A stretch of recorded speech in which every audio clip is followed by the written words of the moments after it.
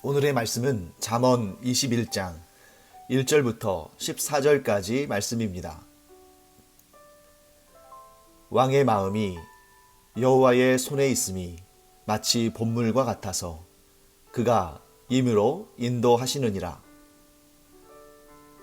사람의 행위가 자기 보기에는 모두 정직하여도 여호와는 마음을 감찰하시느니라. 공의와 정의를 행하는 것은 제사 드리는 것보다 여호와께서 기쁘게 여기시느니라. 눈이 높은 것과 마음이 교만한 것과 악인이 형통한 것은 다 죄니라. 부지런한 자의 경영은 풍부함에 이를 것이나 조급한 자는 궁핍함에 이를 따름이니라. 속이는 말로 재물을 모으는 것은 죽음을 구하는 것이라.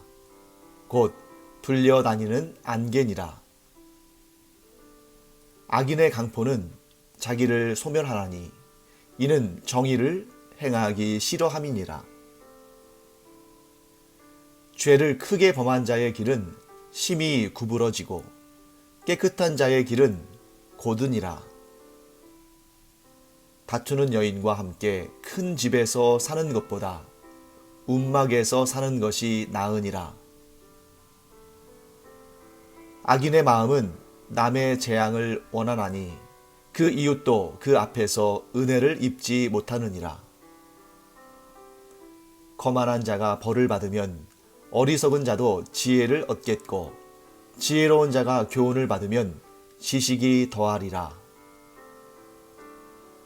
의로우신 자는 악인의 집을 감찰하시고 악인을 환난에 던지시느니라.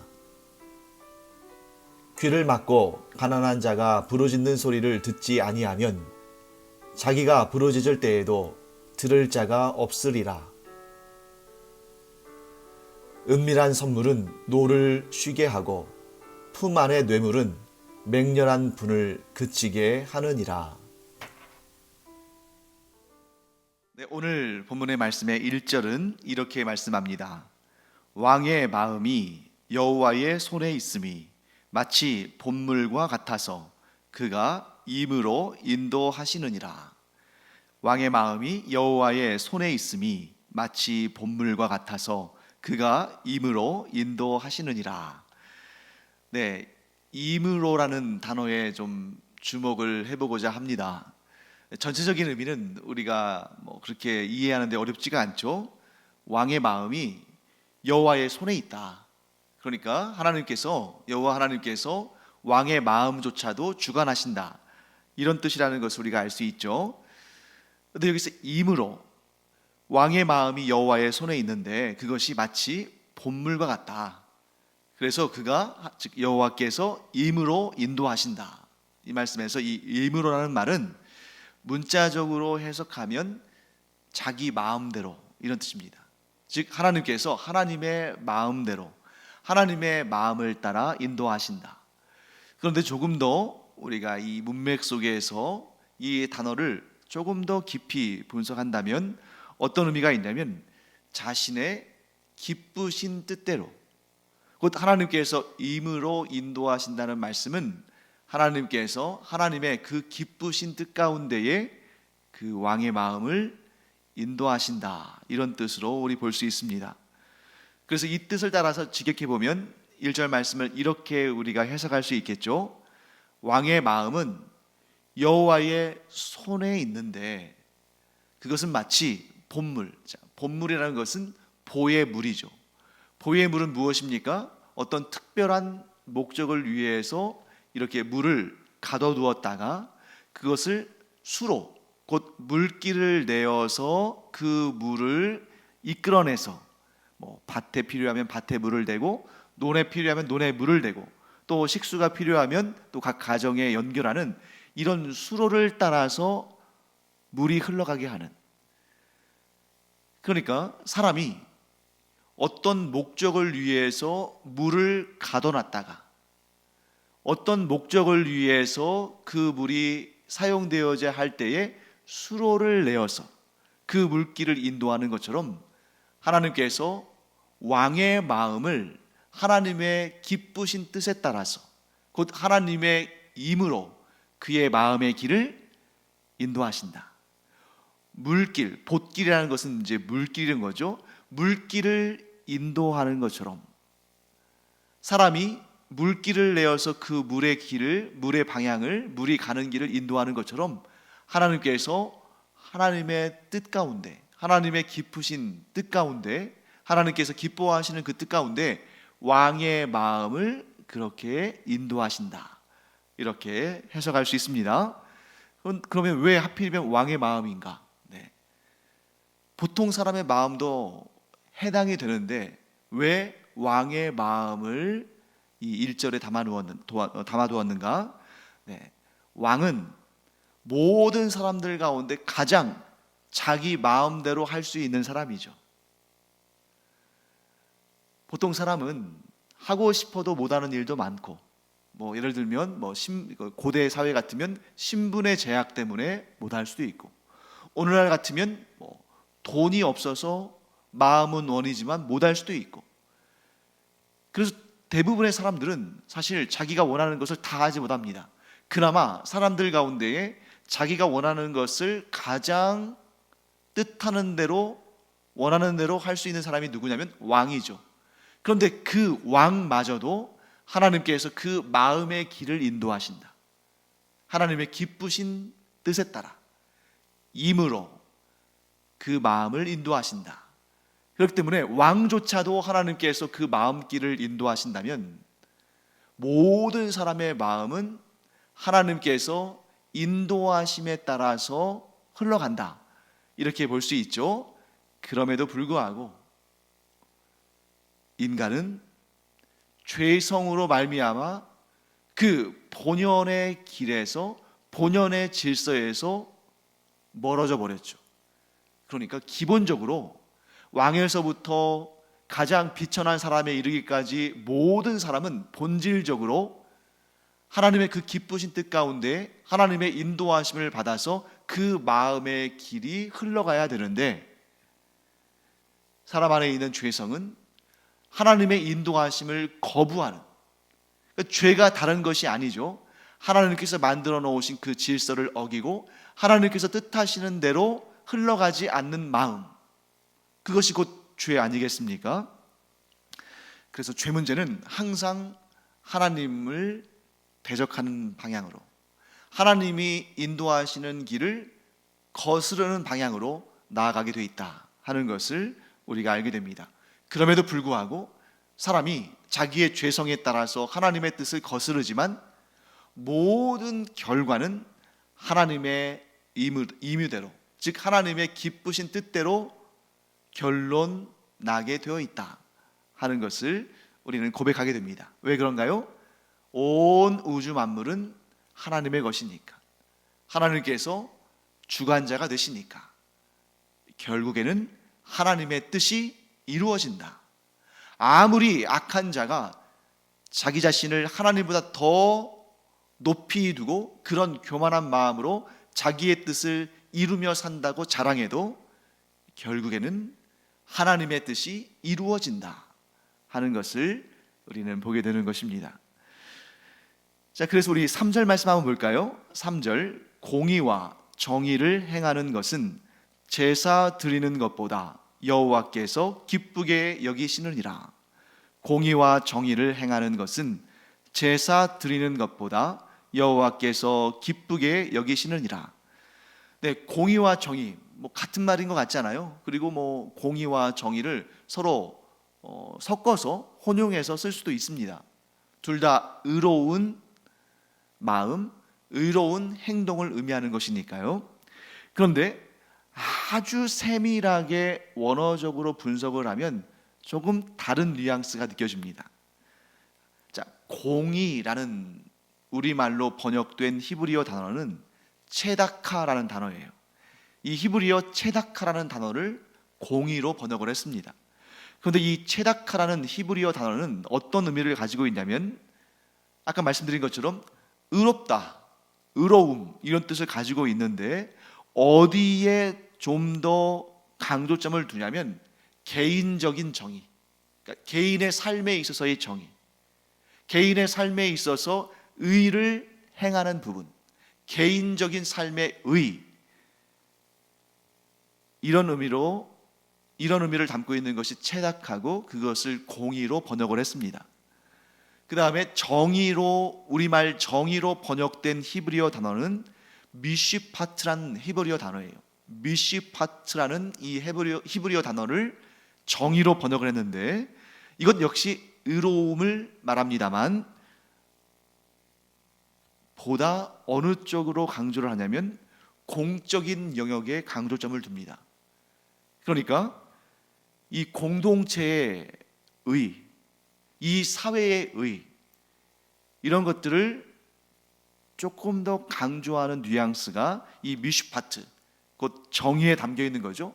그래서 사회적 정의 할 때 이제 이 미슈파트를 쓸 수 있을 것이고요, 개인의 공의로운 삶 할 때에 이 체다카를 좀 쓸 수 있겠죠. 그러나 많은 경우에 이 두 가지는 서로 혼용되어서 쓸 수 있다. 왜? 둘 다 그 뿌리가 어디에 있는 것입니까? 의에 있는 것이기 때문에. 그래서 조금 더 세분해서 이 문장, 이 잠언을, 이 3절 말씀을 본다면 개인적인 삶에 있어서 의를 행하는 것과 이 사회 공동체에 있어서 의를 행하는 것은 제사 드리는 것보다 여호와께서 기쁘게 여기신다. 즉 우리의 삶에서 개인적인 영역에서든 공동체의 영역에서든, 즉 사적인 영역에서든 공적인 영역에서든 의를 행하는 것을 하나님은 제사를 드리는 것보다 더 기쁘게 여기신다 하는 그런 말씀입니다. 그런데 저는 우리가 이러한 말씀에 좀 오해를 하지 않았으면 좋겠어요. 자, 이 의를 행하는 것이 제사를 드리는 것보다 낫다 하는 이 말씀은 비단 이 잠언에만 나오는 것이 아니라 많은 선지서에서, 심지어 신약의 복음서에서 등장하는 것을 우리가 볼 수 있습니다. 신약에서도 등장을 해요. 그러면서 이것을 우리가 너무 과도하게 해석하다 보면 공의와 정의의 삶, 곧 의로운 삶이 중요한 것이지 제사, 곧 하나님께 예배 드리는 것은 그만큼 중요한 것이 아니다. 이러면서 예배의 중요성은 조금 낮추고 공의롭고 정의로운 삶에 대해서는 좀 높이는 이런 경우가 있을 수 있는데, 예수님의 말씀이 우리에게 아주 중요한 교훈을 주십니다. 이것도 행하고 저것도 버리지 말지니라. 즉 이것과 저것을 다 중요하게 여기고 다 해야 한다 하는 그런 말씀을 이곳에 적용하고 싶습니다. 곧 우리는 어떤 경우에도 하나님께 드리는 제사, 곧 오늘날 우리의 표현으로 말한다면 하나님께 드리는 예배를 폄하하거나 왜곡해서는 안 됩니다. 지금 하나님께서 더 좋아하시는 것이 뭐냐면 사실은 공의와 정의의 삶을 살지 않으면서, 즉 공의와 정의를 삶으로 드러내지 않으면서 예배를 드리는 것보다 공의와 정의를 삶으로 드러내면서 하나님께 제사를 드리는 것을 더 기뻐하신다는 거죠. 그 역도 동일하게 적용됩니다. 아무리 공의롭고 아무리 정의롭게 살았다 할지라도 제사를 드리지 않는 삶, 곧 하나님께 경배하지 않고 예배하지 않는 삶을 하나님께서 기뻐하시겠습니까? 그러니까 이 잠언에서 지금 강조하시는 것은 뭐냐면 공의와 정의, 그리고 예배, 제사, 이 두 가지를 서로 비교하시면서 제사와 예배를 드리는 것보다 공의와 정의를 실천하며 살아가는 것이 훨씬 더 우월하다. 과연 하나님께서 그것을 말씀하고 싶으실까요? 자, 여러분 생각해 보세요. 공의와 정의, 예배와 제사, 둘 다, 양쪽 다 하나님께서 기뻐하시고 원하시는 것입니다. 그런데 이 좋고 하나님께서 기뻐하시고 옳은 것을 굳이 서로 비교해서 무엇이 더 우월하냐, 무엇이 열등하냐, 무엇이 더 하나님을 기쁘시게 하냐, 그것을 수치로 환산해보자, 등수를 매겨보자, 이럴 필요가 있을까요? 즉 이 잠언을 통해서 하나님께서 말씀하시는 것은 뭐냐면 공의와 정의를 실현하는 삶, 아주 하나님께서 기뻐하신다. 진정한 예배와 제사, 하나님께서 기뻐하신다. 그런데 하나님께서 가장 기뻐하시는 것은 그의 삶에 있어서 공의와 정의를 실천하는 자가, 그런 경건한 삶을 사는 자가 하나님께 제사를 드리고 예배를 드릴 때 그것을 하나님께서 가장 기뻐하신다. 그런데 어떤 경우에는 반쪽짜리가 있다. 그것은 뭐냐면 제사는 드리면서, 즉 예배는 드리면서 삶에서 정의와 공의를 실천하지 않을 때 반쪽짜리죠. 또 뭐가 있습니까? 정의와 공의를 실천한다 하면서 예배는 드리지 않는 것, 즉 예배를 드리면서 공의와 정의를 실천하지 않거나 공의와 정의는 실천하지만 예배를 드리지 않거나 모두 온전하지 않다. 반쪽짜리다. 반쪽짜리는 온전하지 않은 것은 안 하는 거나 마찬가지다 하고 말씀하시는 것이죠.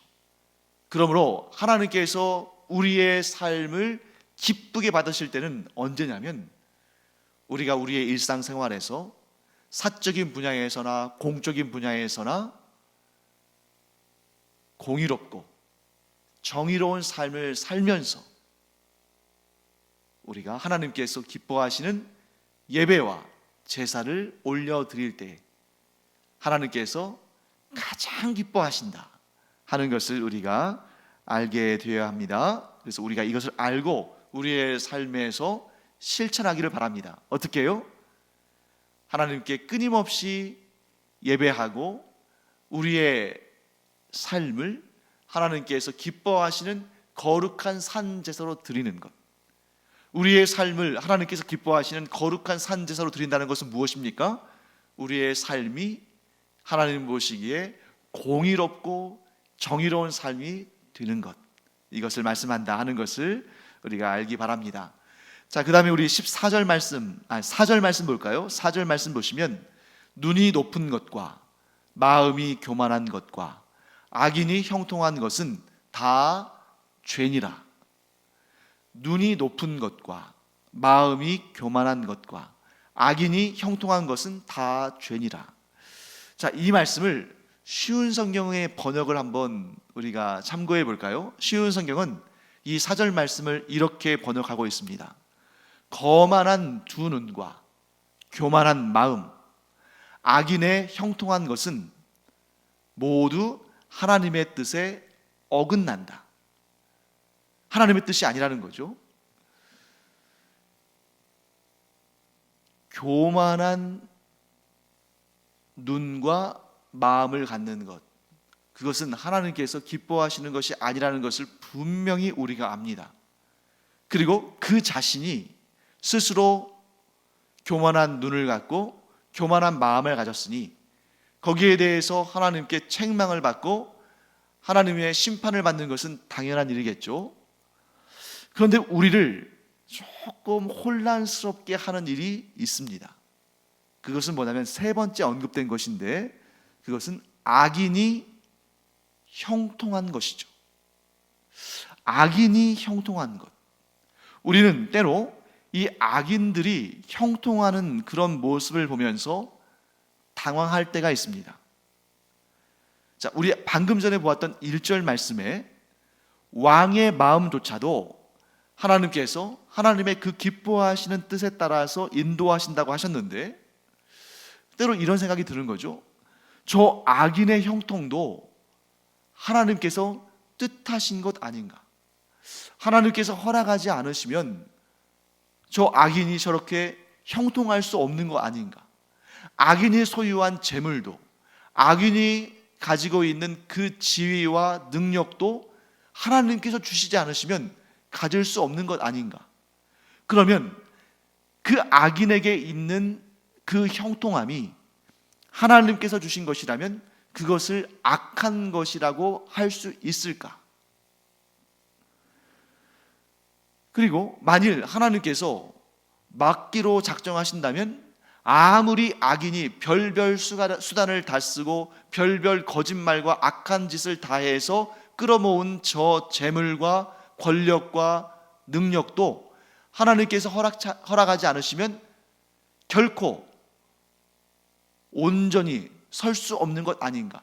그런데 왜 하나님은 저 악인이 저 많은 재물과 능력과 권세와 형통을 누리게 하시는가? 반면에 하나님 앞에 거룩하고 경건하게 서려고 애를 쓰는 사람들 가운데는 여전히 가난하고 여전히 핍박과 고난 가운데 있는 사람도 있는데 이 괴리를 어떻게 해석할 수 있는가? 기독교 역사상 항상 논의된 그러한 어려운 문제죠. 그러나 분명한 사실은 하나님께서 악인의 죄를 징벌하시는 일들 가운데에 그의 형통도 포함된다는 사실을 우리는 분명히 알아야 합니다. 자, 마치 이건 뭐와 같냐면, 자, 방금 전에 제가 살짝 언급했는데요, 의로운 자가, 공의와 정의를 지키는 자가, 하나님께서 기뻐하시는 제사와 예배를 드리는 자가, 하나님을 경외하게 까닭에 하나님께서 싫어하시는 일을 행하지 않는 자가, 그런 자가 형통해야 할 것 같은데 때로는 그런 자들 가운데 고난과 역경과 시련을 세상 사람들도 경험하지 않는, 악인들도 경험하지 않는 그런 고통을 경험하는 그러한 경우들을 우리는 종종 보게 됩니다. 그때 우리는 뭐라고 말합니까? 하나님께서 이 의로운 자를, 이 경건한 자를 정금과 같이 연단하실 때에 이러한 고통도, 이러한 시련도 사용하신다. 금과 은이 정말 고귀한, 정말 가치 있는 순금과 순은이 되기 위해서는 아주 뜨거운 풀무불에, 아주 뜨거운 용광로에 재련되어져야 되는 것처럼 하나님께서 하나님을 사랑하시는 자를 연단하실 때에 때로는 이런 고통과 시련과 역경도 사용하신다. 그렇기 때문에 하나님께서 사랑하시는 자에게 있어서 그런 고통과 그러한 시련과 역경은 세상 사람들이 생각하는 것처럼 피하고 싶고 거절하고 싶고 정말 싫고 두려운 막연히 그런 일이 아니라 하나님께서 하나님의 사랑하시는 자를 더욱 좋게 하시는 그런 연단의 과정에서 사용하시는 도구들이다. 우리 이렇게 고백하지 않습니까? 마찬가지입니다. 악인의 형통은 하나님께서 악인을 심판하시고 징계하시고 그에게 벌을 내리실 때에 사용하시는 다양한 방법들 가운데 하나다. 아니, 어쩌면 악인이 가장 고통스러워할 그러한 징계 방법 중에 하나다 하는 것을 우리가 알아야 됩니다. 우리는 이 사실을 잘 모를 때 어떻게 하나님께서 저 악인에게 저런 형통을 주시는가, 이런 말을 할 수 있다는 거죠. 똑같은 관점에서 보면 이렇게 또 말할 수 있는 거죠. 하나님께서는 왜 저 경건한 자에게 저런 고통을 주시는가? 우리가 하나님에 대해서 다 알 수 없고 하나님께서 악인을 대하시는 방법, 하나님께서 의인을 대하시는 방법에 대해서도 우리가 다 알지 못하기 때문에 이러한 의구심이 드는 것입니다. 생각해 보세요.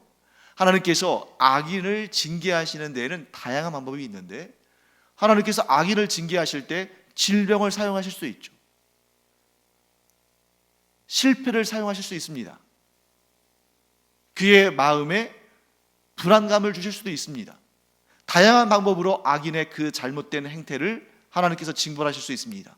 그런데 우리는 상상하지 못했지만 하나님께서는 악인을 징벌하실 때의 형통, 곧 재물의 풍성함과 하는 일의 잘됨과 권력과 권세와 이런 것들도 하나님께서 악인을 징벌하실 때에 얼마든지 사용하시고, 아니 더 주력으로 사용하시는 품목이 될 수 있다. 그래서 여러분, 하나님께서는 우리가 정말 이해하지 못하는 그런 방식으로 일하기도 하시지만, 때로는 우리가 그 하나님의 방식을 우리의 삶 가운데서도 얼마든지 상상하고 생각해낼 수 있는 그런 경우도 있습니다. 예를 들어 볼까요? 우리가 영화나 드라마를 볼 때 그 영화나 드라마가 현실의 역사를 반영하는 경우도 있고, 어떤 경우에는 사람의 상상력을 동원해서 시나리오를 쓸 때도 있습니다. 그런데 그것이 역사적 사실일 때도 마찬가지고, 인간의 상상력의 산물일 때도 마찬가지고, 사람들에게 가장 재미있는, 가장 속 시원한 그런 스토리는 어떤 스토리냐면, 그게 실화일 수도 있고 그것이 꾸며낸 얘기도 있습니다만, 공통적으로 가장 사람에게 속 시원한, 정말 재미있는, 그래서 시청률이 쭉쭉 올라가는 그런 스토리는 뭐냐면, 악인은 계속 흥왕하고 잘 되는 거예요. 형통한 겁니다. 그런데 의인은 계속 고난과 고통과 여러 가지 정말 안 좋은 일에 시달려요. 그런데 결정적인 클라이막스 순간에 악인은 그 높은 자리에서 꼬꾸라지고, 의인은 그 낮은 자리에서 높아질 때 얼마나 그 얘기가 재밌습니까? 역사 가운데도 그런 스토리들이 얼마나 많습니까? 그런데 역사에만 있는 것이 아니라 인간의 상상력에서 나온 그러한 소설이나 영화나 드라마의 시나리오에도 그런 내용이 얼마나 많습니까? 어떤 때는 막 그런 걸 보면서 막장이라고 하지만, 그런데 그것이 우리의 삶에 실제로 일어나는 일들 아닙니까? 아니면 어쩌면 그 드라마의 막장보다 실제로 우리의 삶에서 더 충격적인 일들도 얼마든지 있습니다. 하나님께서 사용하시는 방법이라는 거예요. 하나님께서 악인을 높이 던지셨다가 떨어뜨리실 때, 하나님께서 의인을 굉장히 정말 너무너무 고통스럽게 낮추셨다가 들어 올리실 때, 하나님이 계시는구나, 하나님 아니시면 누가 이런 일을 할 수 있겠는가, 저 형통한 악인이 꼬꾸라지는 이 일을 하나님 아니시면 누가 하실 수 있겠는가, 저 의인이 저 바닥까지 추락했다가 저렇게 높이 솟아나는 것, 하나님 아니면 누가 하시겠는가. 악인의 형통도 의인의 고난도 하나님께서 사용하시는 방법인데, 하나님께서는 놀라운 역전의 역사를 이루셔서 악인은 수치를 당하고 의인은 존귀하게 되는, 이 세상 그 어떤 소설, 어떤 영화, 어떤 드라마에서도 만들 수 없는 놀라운 역사를 이루시는 분이 바로 우리 하나님이시다. 이 믿음을 가지고 세상을 보면 이해되지 않을 것이 없습니다. 그리고 이렇게 말합니다. 하나님께서 계시니 기다리자. 하나님께서 선악간에 판단하시고 하나님의 놀라우신 역사를 이루실 것이니 잠잠히 하나님의 때를 기다리자. 이런 믿음이 우리 안에 있기를 간절히 축원합니다. 기도하겠습니다. 하나님, 하나님께서 계시기 까닭에 의인은 고난 가운데서도 인내할 수 있고, 악인은 형통한 가운데서도 반드시 하나님의 심판을 받으리라는 그 믿음이 우리 가운데 있습니다. 하나님, 하나님의 때에 하나님께서 하나님의 놀라우신 역사를 이루실 때에 모든 사람들이 놀랄 것입니다. 그리고 하나님을 찬양하게 될 줄 믿습니다. 그러므로 저희의 삶에서 저희가 설령 이해하기 힘든 일들이 일어난다 할지라도 그 모든 일들이 하나님의 손에, 하나님의 그 팔에 이끌려 간다는 사실을 깨닫고 오직 하나님만 바라보며 소망을 품는 저희들 되게 하여 주시옵소서. 감사드리며 예수님의 이름으로 축복하며 기도합니다. 아멘.